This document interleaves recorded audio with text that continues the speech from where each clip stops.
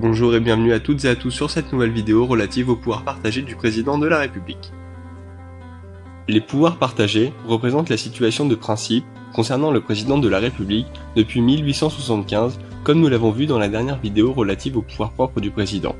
Il s'agissait d'ailleurs de la seule hypothèse existante avant 1958, car les pouvoirs propres n'ont fait leur apparition que dans la Constitution de la Ve République. Pour rappel, l'article 19 de la Constitution distingue entre les pouvoirs partagés, qui sont de principe, et les pouvoirs propres, qui sont d'exception. Comment expliquer l'existence de pouvoirs dits partagés ? Dans un régime parlementaire, c'est-à-dire un régime dans lequel les pouvoirs exécutifs et législatifs peuvent se détruire réciproquement, le pouvoir est lié à la responsabilité politique. Or, le président de la République est irresponsable politiquement, sous réserve de l'article 68 de la Constitution, de par sa fonction d'incarnation de la continuité de l'État. Ainsi, il ne peut exercer son pouvoir que si le gouvernement assume la responsabilité de ses actes. C'est ainsi que le contreseing, en transmettant la responsabilité politique sur les épaules du gouvernement, permet au président de la République d'exercer ses prérogatives d'ordre avant tout constitutionnel. L'article 19 de la Constitution prévoit que le contreseing est apposé par le Premier ministre et les ministres responsables. Cette dernière notion renvoie au ministre auquel incombe, à titre principal, la préparation et l'application des décrets dont il s'agit, selon l'arrêt Pelon rendu par le Conseil d'État le 10 juin 1966, comme nous l'avons vu dans la dernière vidéo. Avec les pouvoirs propres, les pouvoirs partagés permettent au président de la République d'accomplir la mission qui lui est accordée par la Constitution en vertu de son article 5. À cet égard et à titre de rappel, celle-ci comprend 3 éléments. Assurer la continuité du fonctionnement des pouvoirs publics de l'État grâce à son arbitrage, veiller au respect de la Constitution et garantir l'indépendance nationale, l'intégrité du territoire et le respect des traités. Nous allons désormais étudier les hypothèses successives qui relèvent des pouvoirs partagés du président de la République. Tout d'abord, l'article 8 alinéa 2 de la Constitution prévoit que le président de la République nomme les ministres autres que le Premier ministre et met fin à leurs fonctions. Ces deux hypothèses relèvent d'une proposition du Premier ministre et nécessitent son contreseing. Toutefois, cela ne couvre pas le cas d'une démission du gouvernement, car, cette hypothèse étant prévue à l'alinéa 1, son acceptation relève des pouvoirs propres du président de la République. Ensuite, l'article 10 de la Constitution relève également des pouvoirs partagés du président de la République. Son alinéa 1 prévoit que sous les 15 jours de sa transmission au gouvernement, le président de la République promulgue la loi adoptée.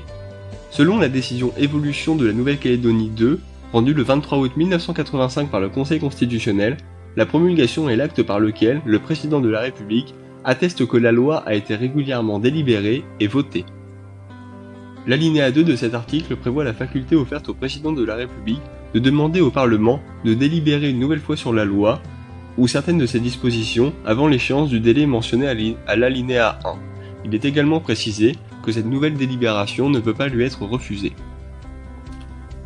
De plus, l'exercice du pouvoir réglementaire par le président de la République ainsi que la nomination par lui aux emplois civils et militaires en relèvent également.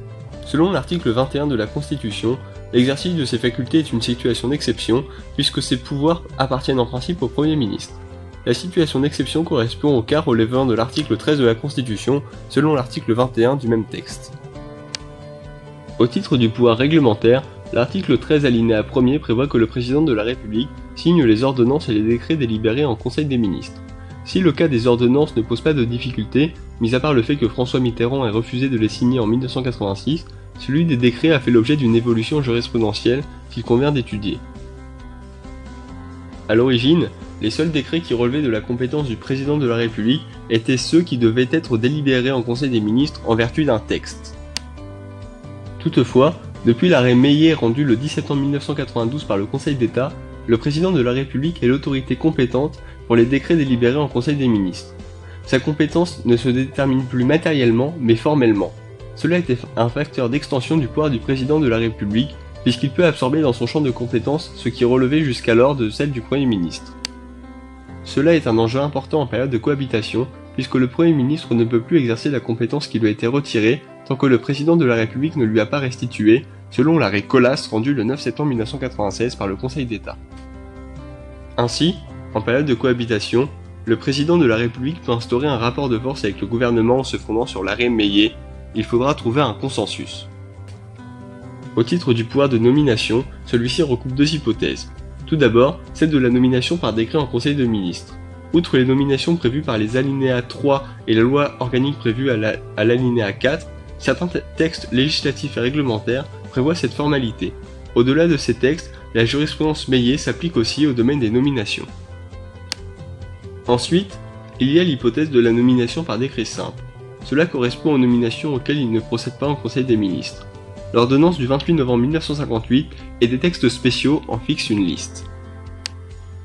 Ensuite, lorsque le président de la République convoque le Parlement en session extraordinaire en application de l'article 30 de la Constitution, il doit faire contresigner le texte portant convocation. Cette convocation ne peut être demandée qu'à la demande du Premier ministre ou à la majorité des membres de l'Assemblée nationale sur un ordre du jour déterminé. Sur le même schéma que l'acte de convocation, c'est le président de la République qui prend l'acte de clôture de la session extraordinaire, lequel relève de ses pouvoirs partagés. La clôture, lorsque la demande de session extraordinaire a été formulée par l'Assemblée nationale, intervient soit au bout de 12 jours à compter de la convocation, soit lorsque l'ordre du jour prévu a été épuisé. L'avant-dernière hypothèse relevant des pouvoirs partagés du président de la République est celle de la consultation d'une collectivité territoriale d'outre-mer en application de l'article 72-4 alinéa 2 de la Constitution.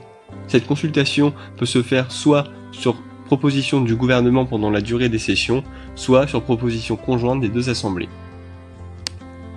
Enfin, il y a l'hypothèse du projet de réforme constitutionnelle prévu à l'article 89 de la Constitution.